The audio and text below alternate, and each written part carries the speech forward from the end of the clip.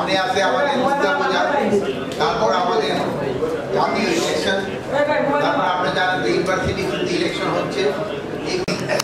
উনি কিন্তু ইন্টারন্যাশনালি উঠেন, উনি ভুলবশত হয়ে গেছে বা ওই চাপের ঠেলায় হয়ে গেছে। এরকম ছোটোখাটো দিয়ে একটা ঘটনা ঘটে, এগুলো কিন্তু মেজর ঘটনা। আপনারা কিন্তু সবসময় কিন্তু এইটা ভালোভাবে লোকজনকে সচেতন করছেন, এই জন্য আপনাদের ধন্যবাদ। যেন এইসব যেন ঘটনা না ঘটে, এই জন্য আপনারা যদি কোনো আর্লি ইনফরমেশন থাকেন আমরা বাহিনীগুলির দিলে কিন্তু সবচেয়ে ভালো। আপনারা কিন্তু গত এই পূজা শান্তিপূর্ণভাবে এবং উৎসব মুখর হওয়ার জন্য কিন্তু আপনাদের একটা সবচেয়ে বড় দান, আপনাদের একটা কিন্তু বড় কন্ট্রিবিউশন লেগেছে। আমি আশা করব এবার আপনারা এটা করে দেবেন।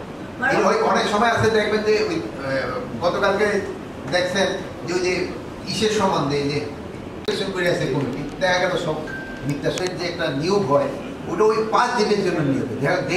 এই আনসারটা কিন্তু বাইরে থেকে আছে, এদের জন্য সরকার একটা কিন্তু পেমেন্ট, এটা কিন্তু রেগুলার কোর্স। আর একটা জিনিস জানেন, আমরা কিন্তু পূজা কমিটিতে বলছি তারা সবসময় সাধ্যমূলক রাখার কথা হবে, তারা কিন্তু সবাই রাজি হয়ে গেছে।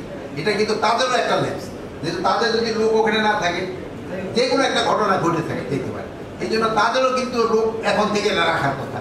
তারা কেন রাখেনি আমরা দেখবো।